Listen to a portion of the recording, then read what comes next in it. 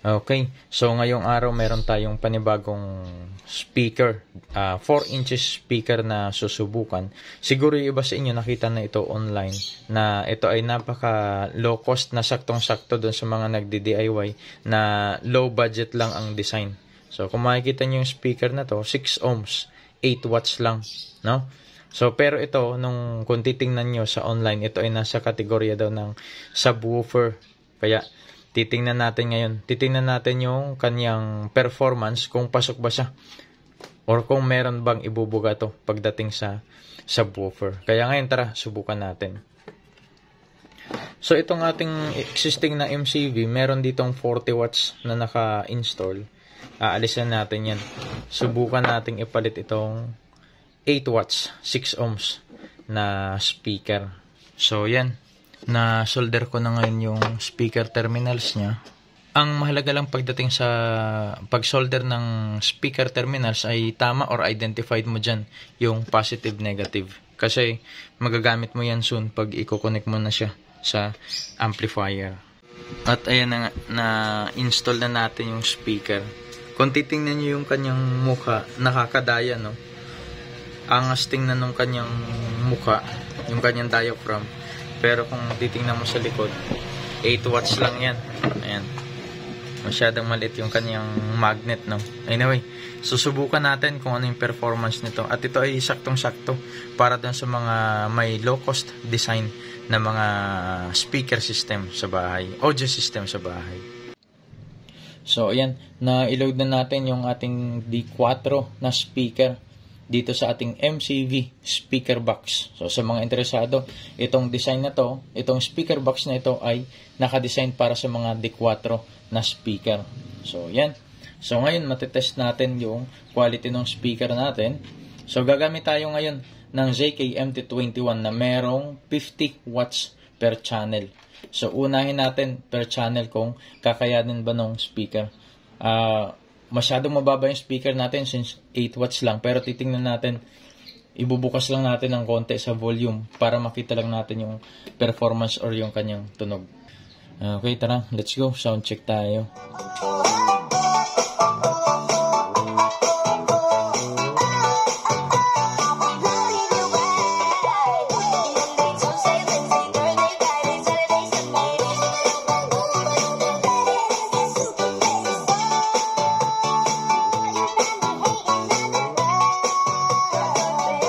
So ngayon, subukan nating itaas yung kanyang bass, no? Tingnan natin kung ano yung pinagkaiba.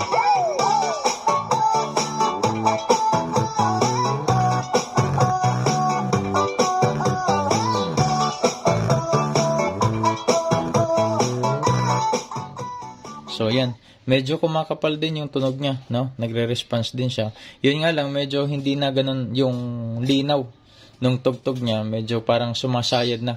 Dahil siguro rin sa mismong physical na quality at appearance ng speaker natin, no?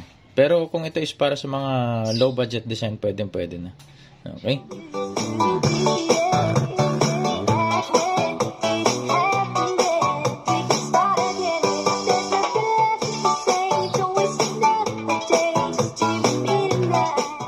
So ngayon, pag tinaas natin yung bass, nagkakaroon ng problema dun sa kanyang tunog, no? So kaya yung description nito sa online stores na subwoofer is mukhang mali or hindi siya obra. Kaya tara, subukan nating i-connect siya as subwoofer. Tingnan natin yung kanyang magiging tunog.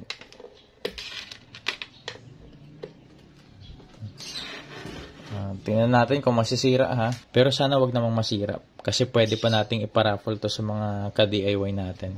So, ngayon naman kinonekta natin yung speaker sa subwoofer out. Tingnan natin yung kanyang tunog kung maganda ba yung performance niya. Kasi ito is nung binili natin, naka-indicate ito or naka-specify as subwoofer. Tingnan natin kung totoo, ha. Konting-konting bukas pa lang, naririnig na natin. Negative siya. Pumuputok, no? Ayun, no? Mukhang pupunitin yung ano nito. Yung cone nito.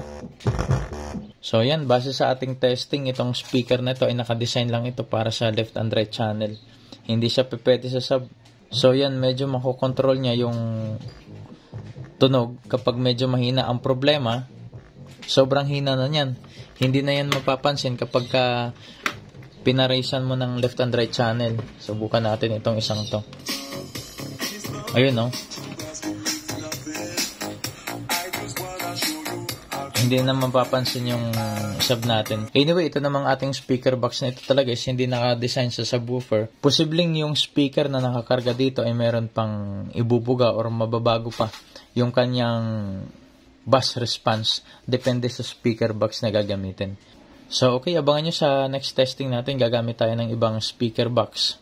Titingnan natin kung ano yung performance itong speaker na to. Okay?